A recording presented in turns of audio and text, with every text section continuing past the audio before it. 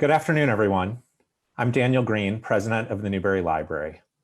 Thanks for joining us for today's program, The Deportation Machine, America's Long History of Expelling Immigrants. The Newberry is an independent research library in Chicago with collections spanning more than 6 centuries of human history in Europe and the Americas. We've been free and open to the public since 1887. Recently, we reopened our doors to readers and visitors. You can visit our website to make an appointment to do research in our reading rooms, or you can drop by the library without an appointment to see our fall exhibition, Renaissance Invention, Sardanus's Nova Reperta. For the safety of our community, our public programs will remain online for the foreseeable future. We continue to offer research and learning opportunities through a range of digital resources, online classes, and virtual public programs like this one. So I invite you to visit our website, newberry.org, to check out all we have available for you.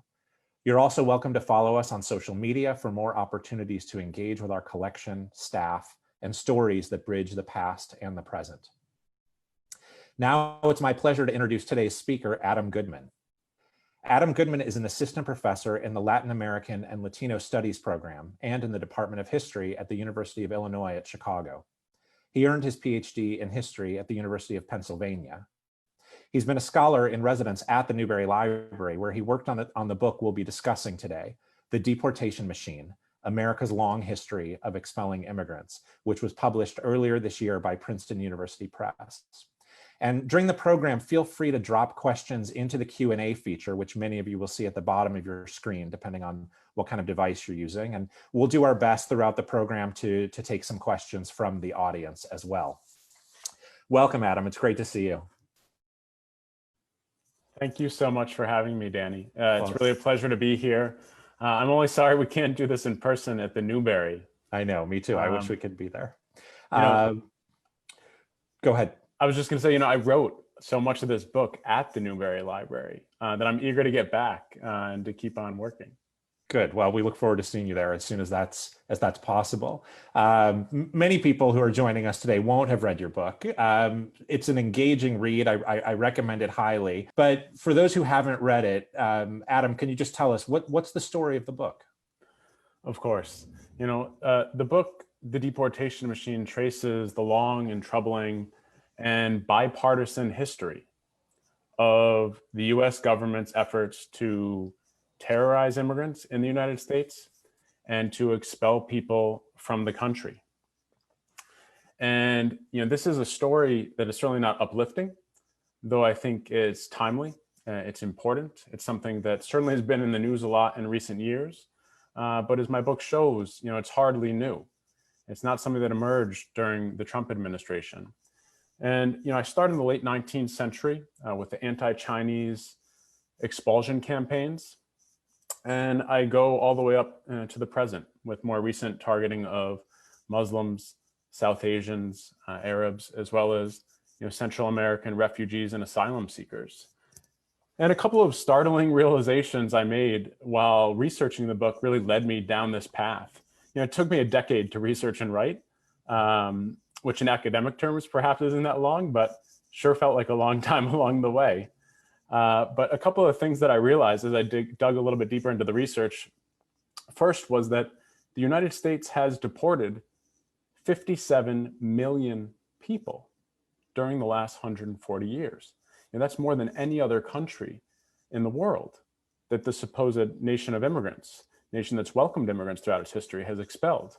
And the second thing is that during the last century, US officials have expelled more people than they've allowed to remain on a permanent basis, which shocked me as I crunched the numbers and realized that. And it also led me to the question that begins the book, and that is, what kind of nation is the United States? So the Deportation Machine explores that question and traces the history of this expulsion apparatus, as well as people's concerted efforts to contest it and to fight against it. There's so much that I want to pick up on, especially the long history of deportation and referring to this as bipartisan. But maybe before we get to those questions, the metaphor in the title is the machine, right? So what is the deportation machine? How does it function? Who allows it to function? So the deportation machine is, something that the federal government started constructing in the late 19th century when they gained control over immigration enforcement. And I call it a machine because there are three main mechanisms, that compose it. Three main expulsion mechanisms that officials at the local, state, and federal levels, as well as ordinary citizens in some cases, have used to force and coerce people out of the country. And the first, many people are familiar with. Those are formal deportations. Now, when we think of deportation, what that process looks like, I think a lot of times we imagine perhaps a judge presiding over a case, hearing its merits in a formal setting in a courtroom, and people having a chance to fight for their right to stay. And that actually represents a small percentage. Only 10 to 15% of deportations throughout US history have been through formal deportation. And in more recent years, those formal deportations have actually been streamlined. People's due process rights have been curtailed. But that's what the media and what most other scholars have focused on. What I realized was that we know little to nothing about the vast majority of all the deportations during the last century and a half that have happened through a coercive mechanism euphemistically called voluntary departure. Okay? There's nothing voluntary about them. People are forced to leave the country. These are more or less administrative expulsions that happen after apprehension, and federal officials would coerce people and pressure them to agreeing to leave the country on their own, in part to avoid long stays in detention, in part to, avoid more serious and severe penalties that included 5, 10, or 20-year bans on reentry, or even lifetime bans on reentry. And what I liken voluntary departures to in the book are the role that plea bargains play in the criminal justice system, if we think about it that way. Most cases in the criminal justice system never make it to trial. People take plea deals because they're threatened with horrific penalties, decades-long periods in prison, potentially. And as a result, they agree to a plea deal, a lesser offense, perhaps, or a lesser sentence. And voluntary departures operate in a similar way. And that's how 85% or more of deportations throughout US history have taken place. And the last mechanism, just to very briefly address, are what we sometimes think of as self-deportations. Some people, if we can remember back to 2012 with Mitt Romney's presidential campaign, feels like many lifetimes ago at this point, but his main immigration policy was self-deportation, essentially to make people's lives so miserable that they decide to pick up and leave. And this sometimes happened through local laws that were very restrictive and denied people basic rights that they and benefits they needed to live in this country. But it also happened sometimes through violence and the threat of violence, as well as fear campaigns, which I trace in the book. So that's why I refer to it as the machine, because there are these three mechanisms that have been operating throughout the last 140 plus years that officials have relied on in tandem with one another to maximize their power over immigrants, both to expel people, but also to exert control over people's lives in the United States. So it would seem to me, as historians, we go on the hunt for evidence, right, to back up our claims. And it would seem to me that the voluntary departure wouldn't leave the same kind of paper trail, right, that a judicial trial would for historians today. And you talk about this a little bit in the book. I mean, you say, I think at some point, the machine is designed to leave no paper trail. So how does that affect the task of the historian? How'd you do this? I mean, how did this change how you worked if this machine is not supposed to leave a record of itself? This was one of the real challenges. The project's almost stopped before it even started. Mm-hmm. I went to Washington, D.C., and I talked to a woman named Marion Smith, who many immigration historians have consulted and worked with, who recently retired. But she's really the person responsible in the federal government, in the immigration bureaucracy, for organizing and making their records accessible. And she more or less told me there are no records on voluntary departure, let alone self-deportation. I mean, that was part of the point, right? I mean, part of the point was to speed everything up, to minimize the costs, the number of days in detention, the number of immigration hearings, as well as the paperwork. I mean, you can only imagine how many, if there's 57 million deportations throughout US history, imagine the paperwork and the number of warehouses that would be needed to account for all of that. And so this was part of the process, and that made it very challenging for me as an historian. But what I ended up doing was scouring archival records, certainly of the government, but also of organizations across the country that worked on behalf of immigrants, and some enforcement organizations like the National Border Patrol Museum in El Paso, Texas. Court records proved really instrumental. And I also did a lot of work in the Mexican archives, and I did dozens of oral histories. I was interested in not only tracing how the immigration bureaucracy changed, but also how deportation had affected real people's lives, which I think is oftentimes left out of the story. I found a way to do it in the end, although I'm not going to lie, there were times along the way where I wasn't sure I could pull it off. How did you find people to interview? How did that process work for you? And were people, for the most part, willing to talk to you? This was an interesting thing. People were willing to talk. I was somewhat surprised, I guess you could say, but people were very willing to talk and to share their stories of how deportation and migration had affected their lives. And I did interviews in Chicago and Los Angeles and Texas, as well as in Mexico, in some small towns. And sometimes it was going to the historic migrant sending region in central western Mexico in the state of Jalisco, where there are towns that historians and scholars in the social sciences have worked on that have generations of migration. Most families have experiences with migration, and in turn, many with deportation as well, because those two things are so often aligned throughout U.S. history, especially for Mexicans, which I think we'll hopefully talk about in a little bit. But this was something that I was really eager to do, was to talk with people, especially in the more recent decades, because the records of the National Archives are incredible, a wonderful resource for migration scholars, but they dry up in the late 1950s. So what are you supposed to do after 1957 when all of a sudden the trail goes dry? Well, some people had told me at this time, at the time that I was embarking on the research, that you can't do it, impossible to do. That was a discouraging thing to hear early on in the process, but through the legal records, through these migrant organizations, and through talking to people, I was actually able to piece together, I think, very detailed and fine-grained history, which is what I was aiming for. I want to talk with you about why Mexican immigrants and Mexican Americans become the central focus of the machine. But there is a question first from a listener named Joanne. She just wants to understand why you start in the late 19th century. Can you just say briefly a little bit more about that, and about maybe also about the idea of legality and illegality around the process of immigration in American history? Why is the late 19th century the place to start? That's a great question, and thank you for that, Joanne. I really start in the late 19th century because that is when the federal government gained control over immigration, in part through a series of congressional acts and a series of Supreme Court cases, and that gave the government the exclusive authority. Right up until that point, it was localities and states that exercised authority over immigration. But in 1891, the federal government gets control over immigration. There's an immigration bureaucracy, a structure that is created.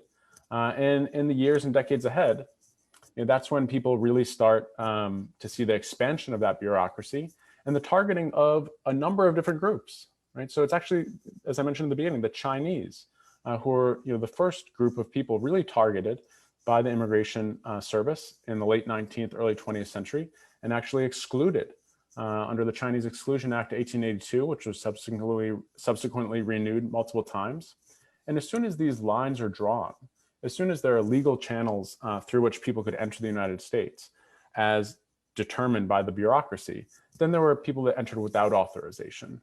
And this question of legality and illegality that you asked, I think really stems oftentimes from the policies themselves. I mean, it's the state policies that are creating these categories, which then map onto broader groups. And we should be mindful of that they can change over time. And in fact, they have. Right. So then there is an important part of your book is this major shift in the 19 teens and 1920s, where in who is being deported. We see more Mexican immigrants then become the central focus of the machine. So why does that happen? How does that happen? Nothing about it is, or is it inevitable that it happens? It's not inevitable. I mean, it's the product of a number of really factors that I map out.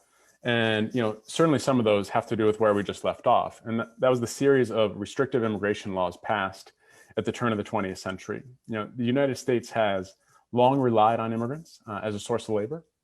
And people have also wanted to reunite with their families, very understandably, who are split across borders. So in the late 19th century, many of the laborers who laid the transcontinental railroad from the west heading east, were Chinese migrants. As the Chinese Exclusion Act cut off that source of labor, employers turned to Japanese migrants to work in the agricultural fields. But through a series of binational negotiations, that source of labor was cut off as well. And then, as many people might be familiar with, the restrictive immigration acts of 1917, 21, and 24, sometimes thought of as the national origins acts, because they cut off migration from Southern and Eastern Europe. There had been tens of millions of migrants from those regions that had come to the United States in the decades around 1900. And as these sources of immigration were cut off, as these sources of migrant labor were cut off, employers started looking more and more toward Mexico, which was excluded from the 1924 national origins restrictions. They could still come, and there was demand for that labor. And people came in increasing numbers. And also they were targeted disproportionately, really starting in the 19-teens. During World War I, there were a large number of guest workers that came, tens of thousands of guest workers came from Mexico. And I found, previously undiscovered records documenting the use of voluntary departure as early as 1907 or 1908. The federal government initially said that, according to the official records in the historiography, they said that they had started in 1927. But in fact, officials started targeting Mexican migrants much earlier. I think we should recognize that. And then, as I show in the book, it's from that point on, for the remainder of the 20th century into the 21st, Mexicans are disproportionately targeted. As many as 90% of all deportations in the 20th century are of Mexican migrants. And that's out of proportion with their percentage of the immigrant population and of the undocumented immigrant population. And that had a real effect, a real detrimental, harmful effect, I would say, about shaping public ideas and notions of, who is an American, who is a supposed illegal alien, quote unquote. And these policies, went a long way to shaping these ideas that then are passed through the media and from politicians' mouths into the broader culture. How do you understand the relationship between the policies themselves and the prejudice around these policies? We see different groups being targeted at different times. Does the policy follow the prejudice? Does the prejudice follow the policy? I'm sure it's not that simple, but how have you thought about that? That's a great question. I'd be curious to hear your thoughts as well, and your own work on related issues. But I think that it really does go both ways in a lot of senses. Certainly the question of race and inherent racism of some of the people enacting these policies played a big role. But also migrants were seen and have been seen throughout US history, and as I document in the book, as economic threats. Oftentimes there's this idea that there's a zero-sum game, like a migrant comes in and takes away someone's job, and that someone is usually, in the person's head, a white American, even though, that doesn't work that way. But in addition to economic threats and perhaps racial and cultural threats, public health is certainly something we're all aware of today and thinking about a lot in recent months. Migrants have been seen and thought of as vectors of, disease historically, and not just any one group. What I found is that so much continuity exists in this story. Sometimes who is targeted changes, but why they're targeted doesn't necessarily change. There's a handful of reasons, as I just mentioned. And that was really enlightening. So many newspaper headlines, if I strip the dates away and show them to you, it could have been from the late 19th century, from the 1920s, 1950s, 70s, or today. Very hard to distinguish. And that continuity, I think, was really eye-opening for me. Right. Yeah. The only thing I would add to that, I agree with you, is sometimes the perceived national security threat around immigrants as well, right? Which we've seen, we've certainly seen today, but it's, again, like you're saying, it's not new. We could see that certainly around the era of World War I, during the interwar period as well, the idea that immigrants are a threat to the security of the nation. That's a really important qualifier, something that I should have mentioned, and something we're thinking about this week. I mean, tomorrow is the anniversary of September 11th.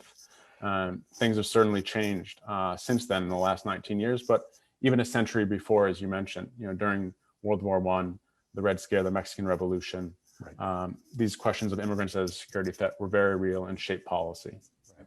We have a lot of good questions, so I want to turn to some of them. Someone named Della asks, are there any ways to find evidence of those who were denied entry to the U.S. over the last century? And how do you find evidence of people who have been denied entry? That's a great question. A lot of those records would be in the National Archives, in the Immigration and Naturalization Service records, which is Record Group 85 for anyone interested. But they have wonderful records up until the 1950s. And even better for us these days, as we're mostly stuck in place, is that some of those records have been digitized and included in databases like Ancestry.com. Mm-hmm. So entry certificates and cases about particular people, if you're looking for someone in particular, you can search by their name and pull up documents related to their specific cases. I did that a lot using the Newberry Library's resources. Very appreciative of that. But I think the National Archives would be the place to start, and there might be some databases that could take you there, even if you can't make it to Washington, D.C. Yeah, and this intersection of genealogy and That's right. Historical research is something so important to us at the Newberry too. So Carol asks if there's any way to figure out the percentage of deportees who make it back into the country. Carol, this is a great question. This is an important question. This is one that I tried really hard to answer. Long story short is no, there's no way to figure out what specific percentage historically have made it back into the country, but we know that for most of the 20th century, it was very common for people to be deported, to return to the United States, and sometimes to have another encounter, an apprehension, and a second, a third, or fourth, or a 10th deportation for that matter. They're general stats that I found, and I actually filed a Freedom of Information Act request with the Department of Homeland Security to try to get at this information, and unfortunately, it doesn't exist. But we do know that, in the period of the mid-1960s to the mid-1980s, as many as 25% of all people apprehended had prior deportations. And I think that we should question and think a little bit deeper about what that means for individuals, where deportation became a fact of life for many people, kind of normalized into their everyday lives. And I think that that's something that most people and most scholars certainly haven't reckoned with. All right, Sarah wants to push you on terminology here. So I'm curious what you think about this. These terms, voluntary deportation and self-deportation, why you chose to use those terms, even though in your book you so clearly demonstrate that it's often the result of intimidation or coercion, and it's rarely voluntary. You do couch this well in the book, but for those who haven't read it, can you explain the value of using those terms, even though this is often so often a coercive process full of intimidation and fear? Yeah, these are the official terms, at least voluntary departure, throughout the archival record of the immigration bureaucracy. These are the terms that they're using. Right? It really means an administrative deportation. That's essentially what it is, a fast track administrative deportation that happens unilaterally, with little to no legal process. And I wanted to be sure to historicize and to be able to trace the history of that tactic. Right? I think there's something important about the Immigration Service's decision to call it voluntary departure, although that too changed over time. And anyone that's done any digging in these records and looked into immigration history knows that oftentimes categories, statistics change dramatically over time and are difficult to trace. But I wanted to use their categories, that is the categories of the federal government, while also questioning them. I think that's important to do. And to show how these different mechanisms operated. It's not to conflate. I want to be clear, I'm not conflating between the three different mechanisms. I think there are important differences between them. But I am saying that they're all part of this larger machine that officials have weaponized and utilized to deport tens of millions of people throughout US history. And if we just look at the formal deportations, we only get 6 or 7 million, and perhaps it's 8 million at this point, 8 million of the 57 million deportations throughout US history. Right? So we need to look at all of them and also recognize the differences. And Adam does a beautiful job at the beginning of the book, laying out these three categories and the reasons for using them. I mean, I've been studying U.S. immigration history for a long time, but that it completely reframed my understanding as well. One of the things you say in the book too. Danny, I have to say thank you. Yeah, thank you. The introduction is 8 pages long. It's great. I probably spent 30% of my time on the introduction. So I'm glad that it came through and you thought it was effective. Absolutely. One of the things that really surprised me too, I mean, it was one of those moments where I thought, of course, I should have thought of that, but I haven't. You argue there's profit to be made in deportations, and that there's also a desire among the US government to punish deportees. Yeah. So I'm curious if you can just tell the listeners a little bit about profit and punishment and how they're linked. For sure. And I think you may also have some images to show around this. Yeah, no, I'd love to show some of these images, if we could pull those up. But yeah, one of the things that I found was that, so this is a family of Mexican deportees during the 1950s. This is, a representative picture in some sense, and that it wasn't just male laborers. There are oftentimes families, women and children who were included in immigration operations and deportation. They were embarking on a 400-mile trek by foot back to their home in San Luis Potosi in central Mexico. But if we can go to the next image. One of the things I realized as I dug a little bit deeper as well into this research, as you mentioned, was the intersection of profits and punishment, played a crucial role in shaping immigration policy, right? And it's also immigration policy that turned deportation into a lucrative business. That's something that we should recognize. That's something that we really need to be aware of. It's, the policies that made expulsion profitable, but it was the intersection of punishment and profits that have long shaped US history. Here we see just one example of that. So I trace the history of buses and trains and boats and planes that have been used mostly from the 1920s to the 1970s in my book, but certainly since then. They've been used to carry out expulsions. These private transportation companies, sometimes US based, sometimes from outside the United States, were utilized by immigration service officials to deport people, tens of thousands, if not hundreds of thousands of people. Here we see a group of Mexican deportees about to board a Flying Tiger charter flight. This was the preferred airline of the immigration service at the time. It started during World War II. A group of former fighter pilots in the East had started this large cargo carrier company that saw deportation and human cargo as part of its business.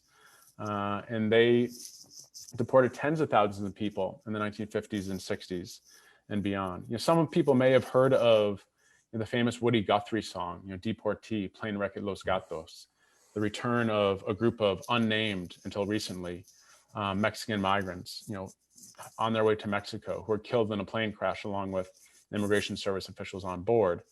And if you're interested in that story, Tim Z. Hernandez, the writer, has done incredible work to uncover the stories of the migrants, who were buried in an unmarked grave. But that was actually what most people don't realize. That was a charter flight. That was a private company that carried out that flight. And this had a real impact on deportees, on people's well-being. And if we can go to the next image, what I trace more than anything else was the story of a boat lift operation that happened from the mid-1950s for a couple of years, in which people were transported by two different private Mexican shipping companies that took bananas from places like Tabasco, as you see there at the map, up to Alabama. And on the return trip, they would pick up deportees in Port Isabel, Texas, in the lower Rio Grande Valley, and take them to Veracruz. And I trace the history of that operation that took around 50,000 Mexican migrants. And people might understand the incentives for the company were to maximize profits. So they had kind of really bare bones conditions aboard these ships. If we can go to the next image. And what we see is that these ships were designed for cargo transport of fruits, essentially, sometimes cement, and other goods and products, not for people, not for human beings. The deportees recognize this. They clearly stated, there's these incredible archival documents in which they say, before they mutinied and brought an end to the operation, they say, these ships are designed for cargo, not for human beings. But the Immigration Service treated them as cargo purposefully because they wanted the bare bones condition and the treacherous trip across the Gulf of Mexico to discourage people from returning to the United States. We might think of it as a precursor to what we now know as prevention through deterrence policies, most recently seen in the separation of asylum-seeking families, from Central America. If we separate parents from children, they'll be less likely to come, right? And that's something that has a longer history. Most people haven't realized that these 1950s operations acted in a very similar way. The General Joseph Swing, who was head of the Immigration Service at the time, stated in congressional testimony, he said, he said, Mexicans hate the boat lift like the devil hates holy water. I mean, they knew how trying this journey was, and they consciously used it. And one of the things, I'll just close here on this particular thought, because this photo you see here, I don't know if you can see on the right-hand side, there's a boy, kind of a teenage boy perhaps, staring up at the camera. This photo is of one of the holds of the ships on which these boat lifts took place. And he's looking directly at the camera. And that really haunted me, I think. His gaze back at the camera and wondering what the experience would have been like for him. What did the mixture and combination of punishments and profits mean for real people? And that's what I was trying to get at in this chapter, and to show that it's the state policies behind it, and it's also different policies that could undo punishment and profits as the drivers. Right, and it's feeding the machine. So then you talk about the 1970s also as a key turning point for understanding the history of deportation in the United States or out of the United States. You talk about it as the dawn of the age of mass expulsion. What does that mean, and why does that happen in the 70s? What's the turning point? What precipitates it? Yeah, I refer to the late 1970s, the dawn of the age of mass expulsion, because as I tracked the numerical history, kind of the data, followed the numbers, I realized that it's starting in the mid to late 70s that apprehension and deportation became a fact of everyday life for many people, especially in Mexican and Mexican American, for that matter, communities, right? So statistically, we look, and it's starting in the late 1970s that hundreds of thousands of people, as many as an average or so of 900,000 people a year from the late 1970s until the early 2000s are deported, right? And immigration raids, which we certainly have heard of in more recent years, they started up and they're carried out on a regular basis. People that I interviewed, I did oral histories with people that immigrated to Southern California in the late 70s and early 80s. They described very similar things that are happening today. They, out of fear, stopped going to the market, stopped going to the movies. They even stopped going to Sunday mass when Border Patrol agents and immigration investigators started targeting, those spaces. And, I think that speaks to the fact that deportation and the deportation machine has not just been the act of physically removing people from the country. It's also involved controlling people's lives and shaping the lives of people who remain, right? And I think there's some reasons for that, certainly. But this is the start of a period in which immigration enforcement ramps up and goes on to the present, I think. And it's also the start of the period when we start to see people organizing and pushing back in new ways. Well, we have a lot of good questions in the Q&A, but I do want to ask you about, as historians, we also always want to give voice to people whose voice was often trying to be suppressed, right? And you write about resistance to deportation in the book. I wonder if you can talk about that. I mean, is there any way to beat the machine? That's a great question. And it's one that people have thought of and considered and wrestled with, ever since the machine came into being. Immigrants have been organizing, pushing back, fighting against the machine and against punitive policies, from the beginning. So I trace that throughout the 140 years that the book covers, but I really zoom in the 1960s, 70s, and beyond, coming out of the Chicano movement. In the immigrant rights struggle really comes into its own in the 1970s. And what activists and organizers do is that they realize first and foremost that the deportation machine is vulnerable. Right? How it's vulnerable changes over time, but they realize it's vulnerable and they try to apply as much pressure as possible on the weak points in order to gain some leverage. And that what I find through this one particular story is that they had tremendous success in many cases of broad-based solidarity and organizing among labor organizers, activist lawyers, immigrants themselves, of course, oftentimes at the center, leading these efforts, and people in the community. So I uncovered this story that most people knew little to nothing about, but I think it's a very powerful story in which there's an immigration raid in 1978 in suburban Los Angeles. 40 immigration agents descend at 8 o'clock in the morning on a shoe factory that employed hundreds of people. They went through the factory indiscriminately after closing off all the exits, and they questioned everyone just based on their appearance, racially profiled everyone essentially. And they returned to downtown Los Angeles that day with 119 people in custody. Half of those individuals that same afternoon were on their way to the border for deportation via voluntary departure.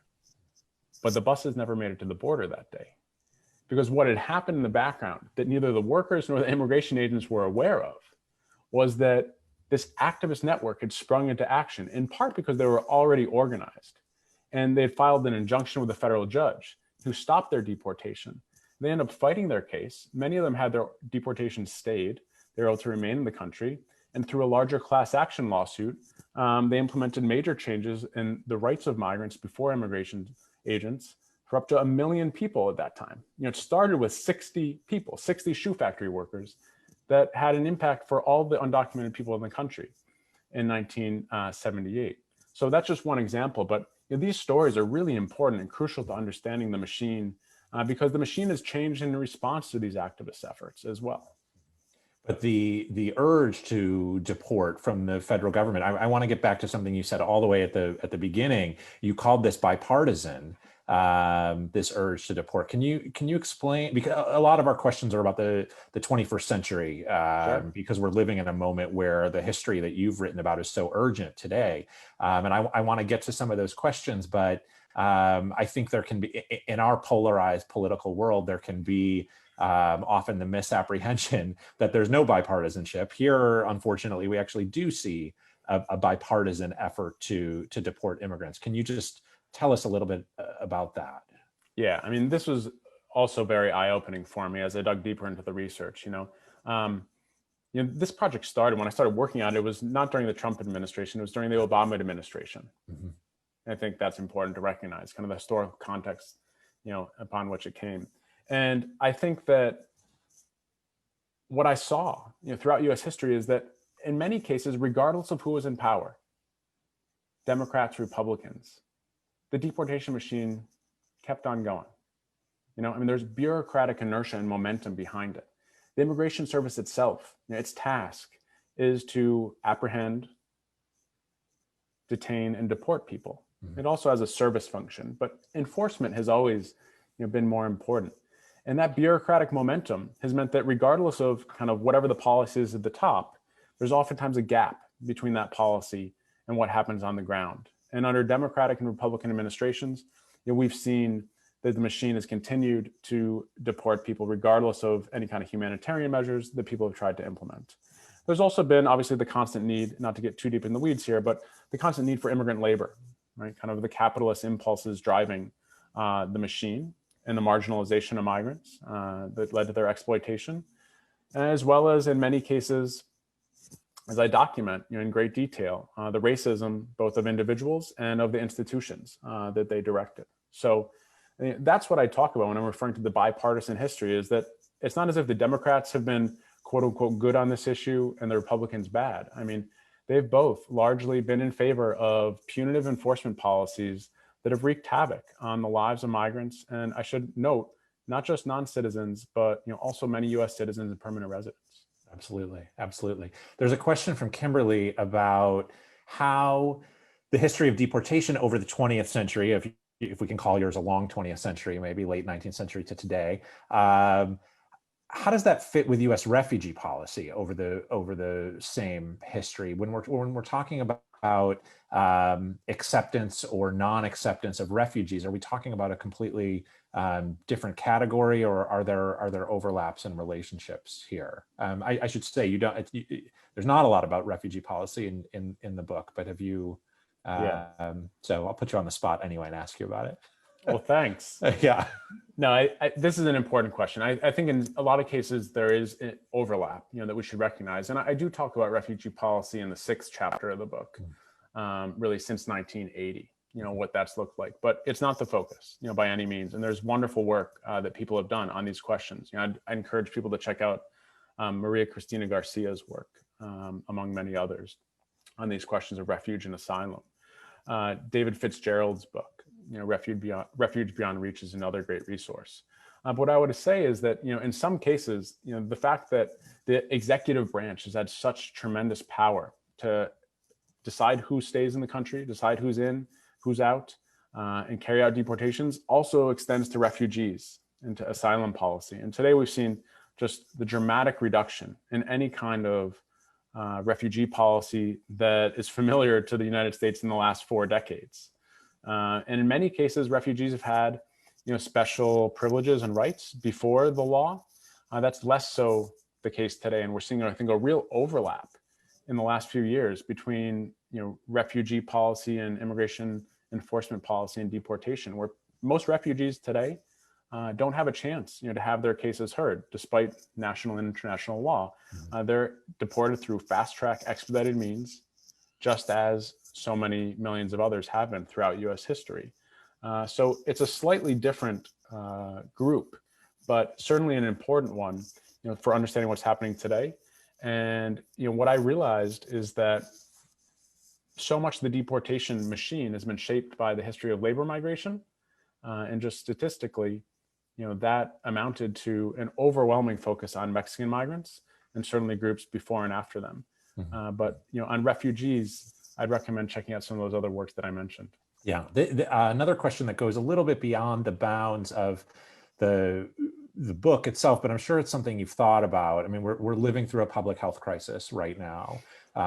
We have the questioner is asking. I don't see a name on this question, but he or she is asking about undocumented immigrants in Chicago today. Are there self-deportations that we know of going on? The person says they're especially interested in hearing about Mexican immigrants in Chicago, but also the sense of just how the impact of COVID may have mapped onto deportations, self-deportations, voluntary departure. Yeah. Is there anything, do we have much evidence of that over a 6-month period yet? I mean, there's certainly been people that have been studying this and writing about it, mostly journalists at this point. What we do know is that the current public health crisis, the pandemic, has been extraordinarily difficult for everyone, and even more so for undocumented people in Chicago and in other places across the country that might not have qualified for stimulus checks from the federal government. They might not have easy access to health services in general, and they may be on the front lines of many of the essential workplaces, right? And I think this is something that some have taken for granted, is not surprising to others, but people need to recognize, I think, the disproportionate impact that the pandemic has had on the immigrant community, and also the fact that immigration operations from ICE and the Border Patrol have continued throughout the pandemic. They've actually spread the pandemic by deporting people who were COVID positive to Central American countries and elsewhere. That's been documented and shown by incredible journalists. And I would just mention, in response to the part about self-deportation, that I should note that most people have not left the country in response to these fear campaigns and scare tactics. And those have been ramped up to perhaps previously unknown levels, certainly things we haven't, levels we haven't seen in recent history in the last few decades. But most people have stayed. They've shaped the lives of immigrants in the United States, but most people have not picked up and left, right? And they've continued to find ways to make a life here in this country. I could talk to you for much longer. It's been a fascinating conversation. I want to just take the privilege to ask the last question, and you raised it rhetorically in your first answer. Are we a nation of immigrants? How do you, as an immigration historian, how do you square, or how do you come to understand our desire to tell ourselves a story that we are a nation of immigrants with this history of deportation, and is it just a myth that masks some kind of ugly reality going on the ground, or how should we think about this? And maybe why do you think it's so urgent, or it has been so urgent, at least until this administration, when it's changed, actively changed, to call ourselves a nation of immigrants? I think the two go hand in hand in a way. I mean, the United States is a nation of immigrants, and it's been welcoming to many people throughout its history, but it's also always been selective in who it's admitted and who it's welcomed. Right? And the fact that so many millions of people have come to this country have also meant that there are millions of people in the country, that could be deported. So rather than thinking of the U.S. as either a nation of immigrants or a deportation nation, as the legal scholar Daniel Canstrom has put it, I think we should see that the two go hand in hand. They're complementary in a way, and they're complicated. It's difficult to disentangle these two contradictory impulses. And I think that we should recognize perhaps the ways in which the country has lived up to the ideals. And this isn't just unique to immigration history, of course. Right. We can think about the founding documents and all the ways in which have always fallen short. But I think that when it comes to questions of immigration, this tension between the U.S. as a nation that's welcomed immigrants and a nation of immigrants, and one that has targeted immigrants for apprehension, detention, and deportation will continue into the future. I don't see an easy resolution or a way out, perhaps, but that's part of what makes this question so enduring and so important. Who is targeted, who is welcomed may change over time. But the fact that immigrants have so often been used as scapegoats for other problems facing our country, real problems, economic hardship and otherwise, that the solutions don't rely on targeting immigrants or excluding or deporting immigrants. They rely, lie in other areas. But so often, we've seen migrants scapegoated, and that's something we should first recognize, in my opinion, and then look to change. Right. I agree. I think that tension itself is American history, right? And that's what's so fascinating about, to me, about studying immigration history is that central tension. But it's not a tension that we see solved in any simple way at any point in U.S. history. So your book is a fascinating addition to thinking about immigration history and the lives of people targeted by this deportation machine. So Adam Goodman, I want to thank you so much for this engaging conversation, for the book, and for joining us today.